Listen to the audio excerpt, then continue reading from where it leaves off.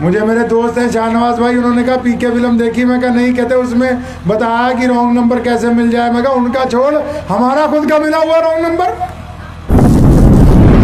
अल्लाहु अकबर।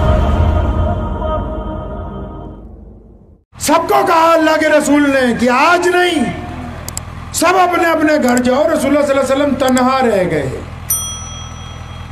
एक घर का दरवाजा खटखटाया है रात को ईशा के बाद, पहले पहर जाके। टूटा हुआ घर है, छत उसकी टूटी सी है, अंदर एक औरत रहती है, उसका नाम उम्मे हानी है, 3-4 उसके बच्चे हैं। वो भी शाम से बार बार पूछते हैं कि तू तो बड़े दावे करती थी कि मोहम्मद रसूलुल्लाह तेरे भाई हैं, कि आज मामू हमारे घर नहीं आएंगे। हानी तो वैसे ही बैठी रो रही है रसूलुल्लाह की याद में। जब दरवाजा खटखटाया, अल्लाह के नबी ने, उम्मे हानी ने जोर से पूछा कौन है? मोहम्मद रसूलुल्लाह ने कहा हानी दरवाजा खोलो, मैं तुम्हारा भाई मोहम्मद रसूलुल्लाह।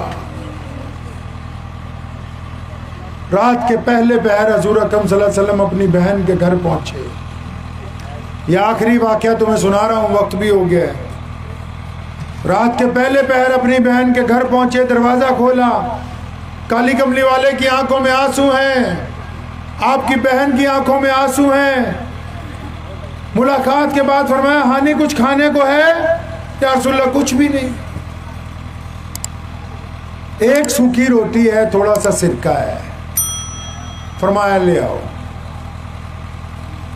आप सल्लल्लाहु अलैहि वसल्लम ने वो सूखी रोटी खाई, सिरके के साथ भिगो के।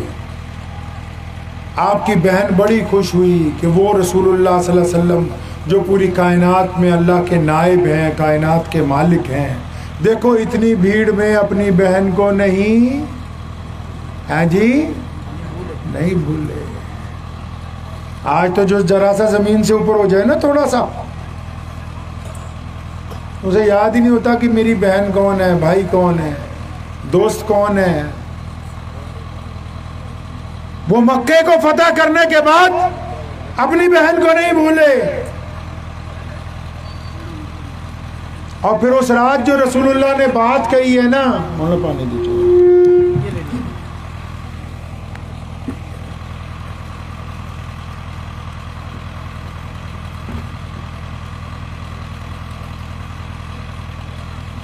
उस रात जो रसूलुल्लाह ने बात कही, बस वो आपको सुनानी, फिर अपनी गुफ्तगू खत्म कर दो।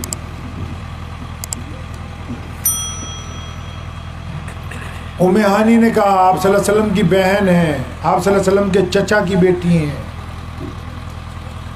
फरमाया आप सल्लल्लाहु अलैहि वसल्लम से उम्र में भी 15-20 साल बड़ी हैं। फरमाया या रसूलल्लाह बिस्तर लगा दिया, आप आराम करें।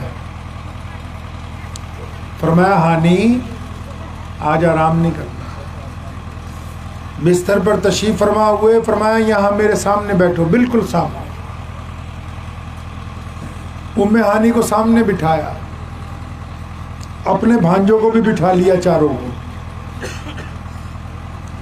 अब जरा थोड़ी अपनी अकल लड़ाओ कि अल्लाह के रसूल सल्लल्लाहु अलैहि वसल्लम ने क्या बात कही हो। मैं अगर चिल्ला लगा के आऊं, या देवबंद से फारिग होके आ जाऊं, या हज करके आऊं, तो मैं क्या कहूंगा आपको आके? यही कहूंगा ना भाई, आज से झूठ ना बोला करो, नमाज पढ़ा करो, दाढ़ी रख लो, पर्दा किया कर। बच्चों को कहूंगा जमात से नमाज पढ़ा करो, सबक में बैठा करो, कुरान की तिलावत करो घर में, क्योंकि मैं आया ही ऐसे काम से हूं कि मेरे दिलो दिमाग में दीन हावी है। अगर मैं कोई अफसर लग जाऊं, बड़ा एसपी, डीसी, गवर्नर लग जाऊं, तो आके अपनी बहन को क्या कहूंगा अगर उसकी बहन के घर चला जाऊंगा? बिजी बहुत था, बड़ी मुश्किल से आज तुम्हारा टाइम रखा है शेड्यूल में।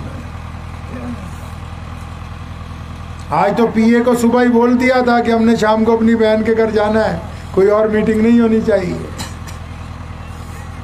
तुम्हें तो पता ही है, सारा दिन अफसरों के साथ सिर खपाई है। आज फलां की बदली की थी, फलां को डांटा था, फलां को काम कर दिया। क्यों? क्योंकि उसको अपने ओहदे का गुमान है। दीनदार को अपने दीनदार होने का गुमान है, अफसर को अपने ओहदे का गुमान है। और अच्छा जी, अगर ओहदेदार भी ना हो, अफसर भी ना हो, दीनदार भी ना हो, मालदार हो, तो फिर क्या करता है बहन के आगे? बड़ी मुश्किल है, वापस फैक्ट्री पहुंचना है। मैंने कहा चलो 2 मिनट तुम्हारे पास लगाया। ये 2 करोड़ की गाड़ी खरीदी, 5 करोड़ का बंगला बनाया, तुम्हारी भाभी बच्चे पीछे पड़ गए थे, मजबूरन फिर फला प्लाट खरीदना पड़ा। अपनी दौलत की हिंगे डांगता है जी।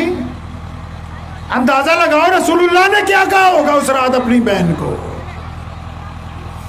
अरे ये तो दीन के मालिक है, दीन निकला इनकी जात से, मसले इनकी जात से निकले, तकवा इनकी जात से निकला है, तौहीद इनकी जात से निकली, किबला इनकी जात से निकला, कुरान इनकी जात से निकला।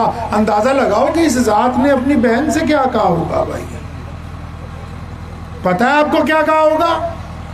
अरे पता है कि नहीं? बोलो, नहीं पता? और ले आओ 5-5 हजार रुपए तनख्वाह वाले महीने के मौलवी। शर्म नहीं आती तुम्हें? जब इमाम को देनी 5-7 हजार रुपए महीने में है, वो सीरत पढ़ के तुम्हें सुनाएगा कि वो अपने बच्चों का जुगाड़ करेगा। भाई मैंने वक्फ बोर्ड की मीटिंग में आज से 6-7 साल पहले जब तनख्वाहें बढ़वाई पंजाब में इमामों की, मैं कहा यार 15-20 हजार कर देते हैं। सारे मेंबर कहने लगे नहीं नहीं नहीं नहीं, बहुत ज़्यादा है, बहुत ज़्यादा है। तो मेरे एक मेंबर दोस्त है, मैंने ये बात छोड़ी, मैंने उन्हें बोला खान साहब ये जूती आपने बहुत अच्छी पहनी, ये कितने की?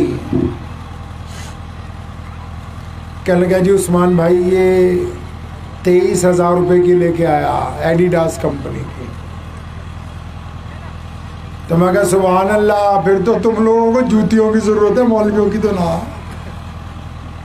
हाँ जी, तुम्हें तो जूतियां चाहिए। इमाम को अगर पूछो कितनी तनख्वाह दे, जी 7-8 हजार दे देते हैं। क्यों? मैं तो कहा मैं पर मान से गया अभी इस हफ्ते, एक मुसलमान को मैं पूछा बता इमाम की तनख्वाह कितनी हो?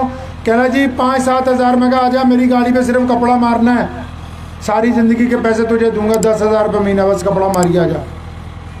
शर्म या नहीं तुम्हें आती कि जिनसे दीन सीखना है उनकी कदर नहीं करते? जिन्होंने तुम्हें बताना है कि रसूलुल्लाह सल्लल्लाहु अलैहि वसल्लम की हयात मुबारका क्या है, उनकी ज़रूरियात का ख्याल नहीं रखते, फिर रोना रो रखा कि ना जी हमारा तो कुछ बन ही नहीं रहा। अपनी गाड़ी पटरी पे चढ़ा लो। रॉन्ग नंबर सिर्फ उनका नहीं मिला हुआ, तुम्हारा भी मिला हुआ।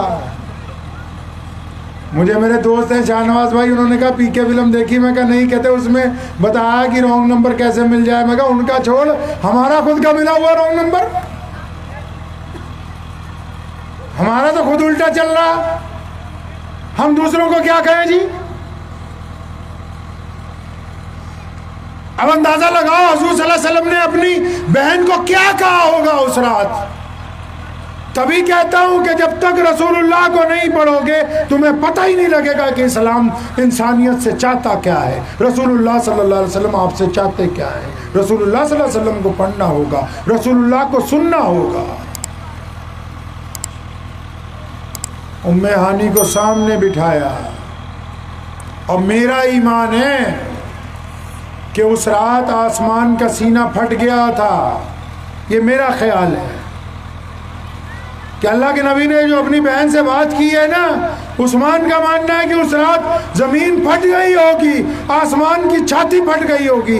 अपनी बहन को सामने बिठाया और नबी अलैहिस्सलाम की आंखों में आंसू हैं और फरमाया हानी आप तो मुझसे बहुत बड़ी है ना उम्र में, आपको पता है कि मैं अपनी माँ की कोख में था और मेरे अब्बू हजरत अब्दुल्ला का इंतकाल हो गया। हानी मैंने अपने अब्बू को तो देखा नहीं। हानी आज मुझे ये बताओ मेरे अब्बू कैसे थे? हानी बताओ ना हजरत अब्दुल्ला का चेहरा कैसा था, वो चलते कैसे थे, उनकी गुफ्तगू कैसी थी? हानी रोने लगी। हजरत अब्दुल्ला की निशानियां बताती है। फरमाया हानी अच्छा ये भी तुझे पता है ना, मैं छोटा सा था, मेरी माँ मुझे छोड़ के चली गई। फरमाया मैं 6 साल का था, मेरी अम्मी मुझे छोड़ गई। हानी तूने तो सैयदा आमना को देखा है, जरा सच तो बता मेरी माँ दिखती कैसी थी? एक एक फर्द का नाम लेके रसूलुल्लाह सारी रात आंखों में आंसू आते रहे, हानि भी रोती रही। उम्मत को सिखाया कि जब बुलंदी पर पहुंच जाओ तो फिर उस वक्त उन लोगों को याद करो जिन्होंने उस वक्त तुम्हारा साथ दिया जब तुम्हारा साथ देने वाला कोई नहीं था। पता नहीं कौन सा इस्लाम पढ़ते हो, कौन सा दीन चाहते हो। इस दीन से बड़ी दौलत है कोई नहीं। रसूलुल्लाह सल्लल्लाहु अलैहि वसल्लम से बड़ा किरदार कायनात में कोई नहीं है। इस्लाम से बड़ा निजाम कोई नहीं है। अपनी अपनी हाँक रहे हैं, जब तक अपनी अपनी हाँकते रहेंगे सुनवाई नहीं होगी। इससे अंदाजा लगा लो कि रसूलुल्लाह क्या चाहते हैं।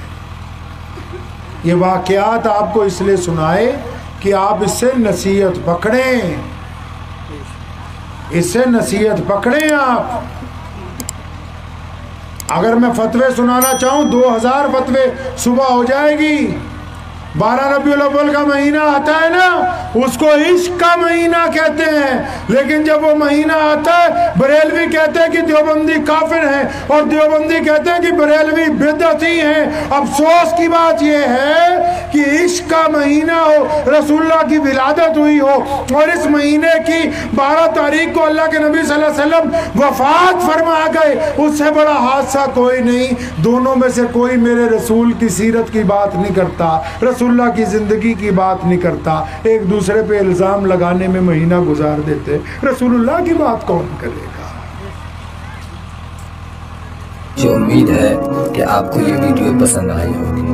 अगर पसंद आई हो तो ये आप अपने दोस्तों के साथ शेयर करें और इस चैनल को सब्सक्राइब जरूर करें।